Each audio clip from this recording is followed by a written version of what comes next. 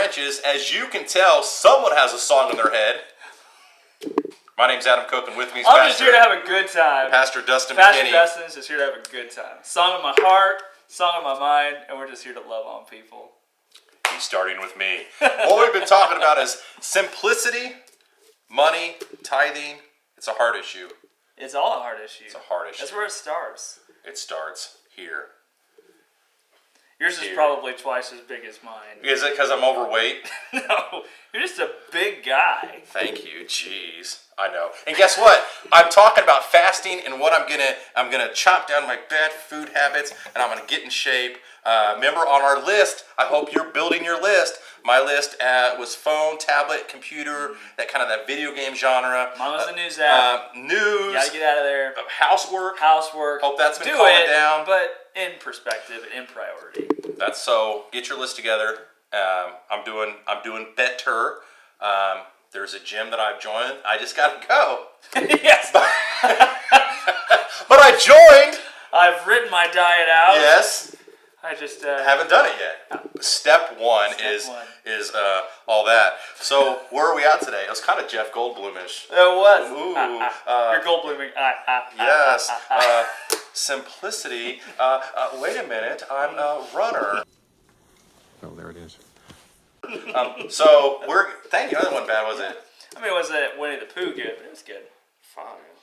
So yeah, disciplines. We talked about simplicity.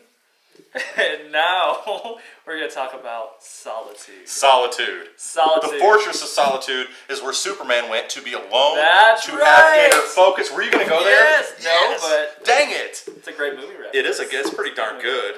Yeah. So yeah, I'm talking about disciplines. Yes. So we're going to talk about this discipline of solitude. And if you remember how I'll ask you, do you remember, because you listened to me, you're a good listener, Heck yeah. when I talked about how I really wanted to go live in the mountains? Yes, and you were sad because you brought up key points. One, your wife wasn't on board. Right. Two, Almost can't do the woodsman beard. Can't do the woodsman beard. Those are 2 strikes. I still support you, though. It is really sad. Like, I wish I could do what you do. And I don't even like what I can do. I look at other guys and I'm like, I wish I can do that. And doesn't that always stair step? You always look at what you can't do, but never appreciate what you can do. Yeah. That's how I am. Yeah. That's how you are. This and this. It doesn't even connect. It's so sad. Anyways, so I cannot go live in the mountains. 1, because of those things. Mm-hmm. 2, because we're called to be salt and light in the world. We should not be hermits. And so when you hear this discipline of solitude, you're like, well, I thought you said you can't do that. You can.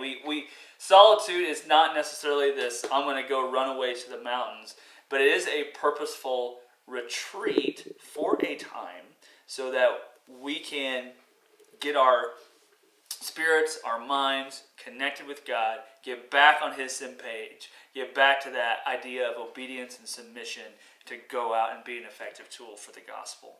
So solitude is this idea of this retreat, but it's not a retreat from the world. It's not a retreat from fellowship. In fact, I want to read this Richard Foster quote again, our anchor text. It says, "One who wants fellowship without solitude plunges into the void of words and feelings." So that's the one who, I just want to be around people. People energize me. There has to be a balance, though. There needs to be some one-on-one time with God. Because we get trapped into these words and feelings. You're either affirming me or I'm not. I love spending time with you. I get this high and it all feels good. And as we've already mentioned, that is not what sets us free. And I'm gonna admit something. I love to be with people. I get charged off that. Yeah. I love hanging out. I love having people over. You've been invited to my house with your family. I invite church families over. I love that time. It energizes me. To whereas and put snacks in front of them even while they're down. That's right. You can't hang out with someone without food. This is true. And there's other people who are more introverted. They're like their collect time is that quiet time, and they're like, oh, I need to recharge with the door closed, a little bit of music on, and just me. That is their time. So I agree. There definitely needs to be both. Yeah, and there are seasons of my life where I have found myself in both camps. I think I tend to be more of a task-oriented person. I like setting goals. I like accomplishing tasks. I have my to-do list. I mark off every day as I go. And I typically am more effective at checking off my list when I'm not around people. Yeah. But I also love people. I love being around. I love connecting with people. I love bringing people together to accomplish a mission together. I'd rather accomplish it with people than by myself. But the point that Richard Foster is going to make is that we really need both. So the first point he makes is if we want just fellowship and not spend that one-on-one time with God, we're going to get trapped in this world of words and feelings, and that's going to become our identity and determine how we feel and how we are motivated. That's true. And then he goes on the opposite side. He says, and the one who seeks solitude without fellowship, that person who seeks to cut off the world, perishes into the abyss of vanity, self-infatuation, and despair. So this is this person who, we talked about that victim mentality. This is this person who either has that victim mentality, so I'm cutting off the world, or they have an incorrect, I'm going to be bold, an incorrect perspective on what God has called to be the Christian life. Yes, we are called into deep fellowship with God, but that is for a purpose, and that purpose is to be trophies of grace, to go out and to show people Jesus' character and how good he is. We're called to both, to fellowship one-on-one with God and to be in fellowship. Just as Richard Foster says, if all we do is in solitude, it's vanity, because we are ignoring the very purpose, one of the core purposes for why we exist. Yeah, I agree. We exist to worship God and to reflect his character to the world. So I think this is great. And so when we think about solitude, are there times in your life, are there things that you do that help you to find that one-on-one time with God? Because we've already talked about how we often say, well, we're just so busy, and really, there is time.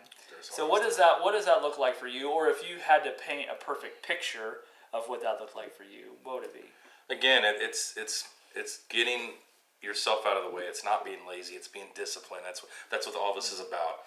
And the perfect picture is getting up first thing, and before you do anything, the old DC talk, before I hit the grind, I want to spend time with you. You are the most important thing when I wake up. You are my focus when I wake up.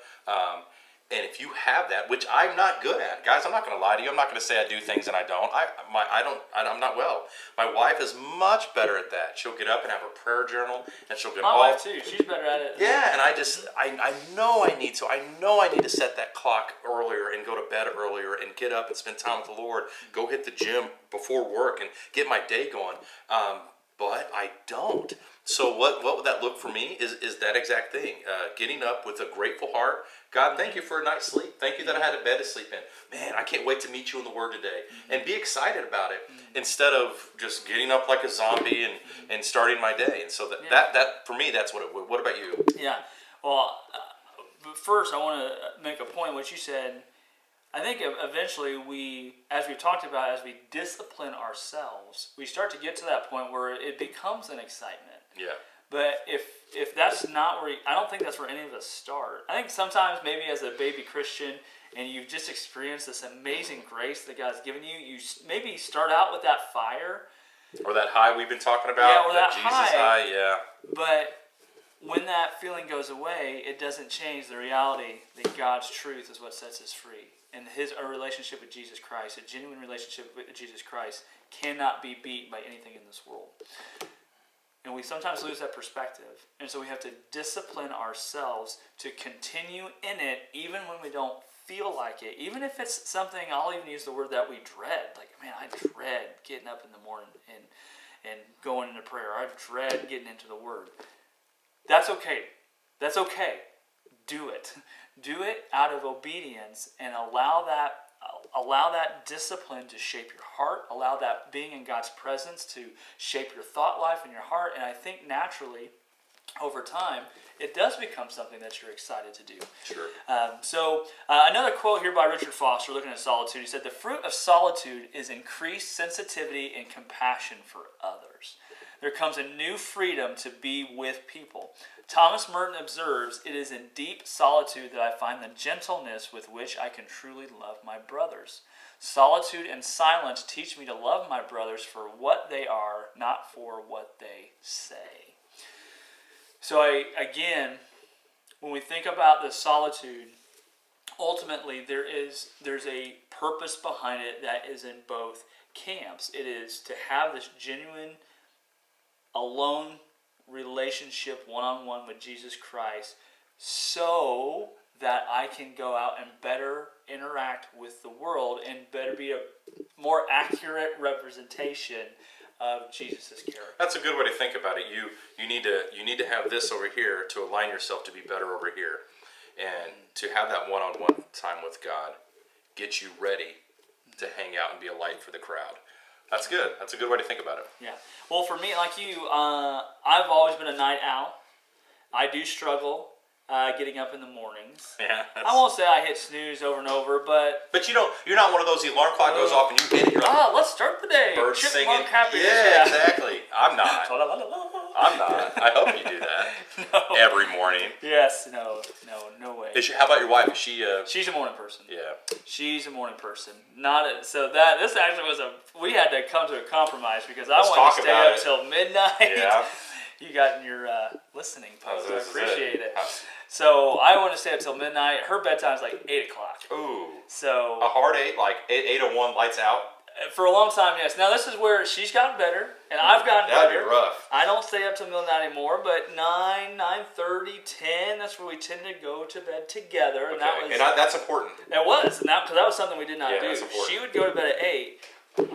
It'd be rare if I went to bed before midnight, and so that's 4 or 5 hours every night of me alone with my thoughts. Well, yeah, my wife generally is in bed. I got to get the kids ready for bed every night and get everything ready, and she's tucked in bed, and so there's just the. I'm joking. I have a feeling this is.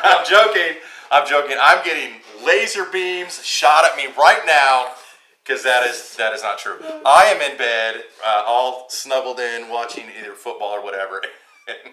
In fact, last night my wife comes in the room. She goes, "Bedtime takes an hour between the first child getting ready for bed and the last child. An hour, my night's gone. And meanwhile, I've been in the bed the whole time flipping through channels." And when you add bath time on top of that and all that good stuff. So she, that's something I'm going to add to my list. Thank her for doing things around the house. Stop being stupid. Yep. I just added a list, guys, to be more thankful that my wife does that. So there's no other option I can do to help her out but thankfulness. So, when we think about it, I think of Psalm 23. Okay.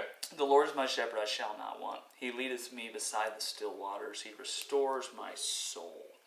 Right? That there are times where we need to just get into the calm under the shadow of God's powerful, mighty, loving wing and just rest.